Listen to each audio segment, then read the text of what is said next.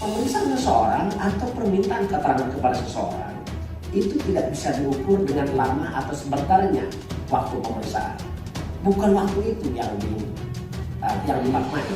Tapi kalau menurut saya KPK itu banyak sekali kasus yang diadukan dengannya. Jadi kalau KPK belum memperoleh 2 alat bukti, ngapain KPK capek-capek untuk meningkatkan dari penyelidikan ke penyidikan? Itu kan aneh. Ini yang menjadi visi dan misi dari Ketua KPK begitu. Bahkan misi dari Firly di kasus Formula E tetap berjalan. Ada apa begitu ngotot begitu kan?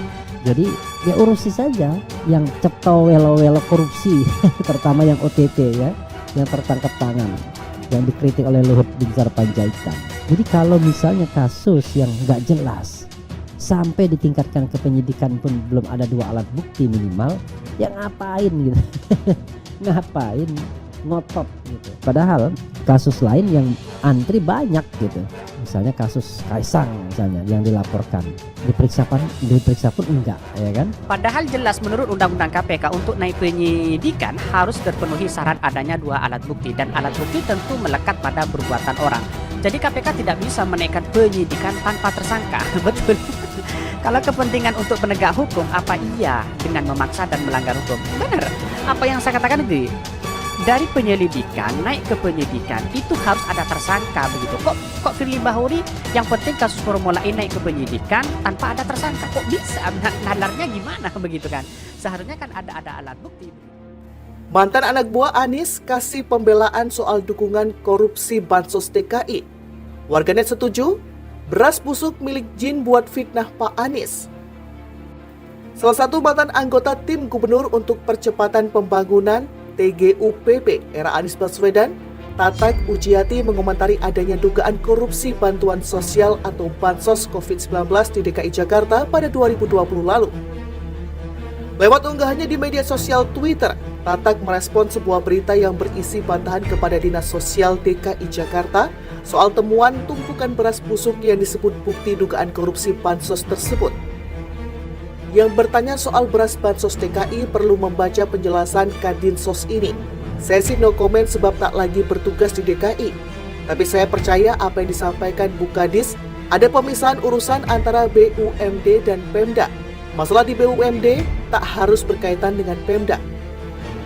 Dia lantas mengutip pernyataan Kadinsos dalam berita tersebut. Kadinsos DKI menampik kabar temuan beras di gudang sewaan kawasan Pulau Gadung merupakan Bansos 2020 yang tidak disalurkan karena kontrak dengan Perumda Pasar Jaya dalam pengadaan Bansos untuk warga terdampak pandemi COVID-19 telah berakhir pada 31 Desember 2020. Unggahan tersebut lantas dikomentari warganet. Beberapa setuju bahwa dugaan tersebut tidak benar. Namun warganet lain punya pandangan berbeda.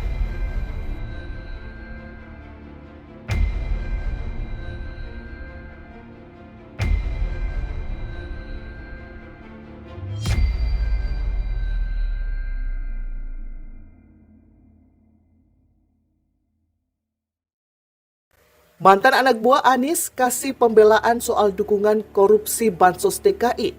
Warganet setuju, beras busuk milik Jin buat fitnah Pak Anies. Salah satu mantan anggota tim gubernur untuk percepatan pembangunan TGUPP era Anies Baswedan, Tatak Ujiati mengomentari adanya dugaan korupsi bantuan sosial atau Bansos COVID-19 di DKI Jakarta pada 2020 lalu. Lewat unggahannya di media sosial Twitter, Tatak merespon sebuah berita yang berisi bantahan kepada Dinas Sosial DKI Jakarta soal temuan tumpukan beras busuk yang disebut bukti dugaan korupsi Bansos tersebut. Yang bertanya soal beras Bansos DKI perlu membaca penjelasan Kadinsos ini. Saya sih no comment sebab tak lagi bertugas di DKI. Tapi saya percaya apa yang disampaikan Bu Kadis, ada pemisahan urusan antara BUMD dan Pemda. Masalah di BUMD tak harus berkaitan dengan Pemda.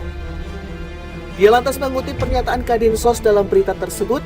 Kadinsos DKI menampik kabar temuan beras di gudang sewaan kawasan Pulau Gadung merupakan Bansos 2020 yang tidak disalurkan karena kontrak dengan Perumda Pasar Jaya dalam pengadaan Bansos untuk warga terdampak pandemi COVID-19 telah berakhir pada 31 Desember 2020.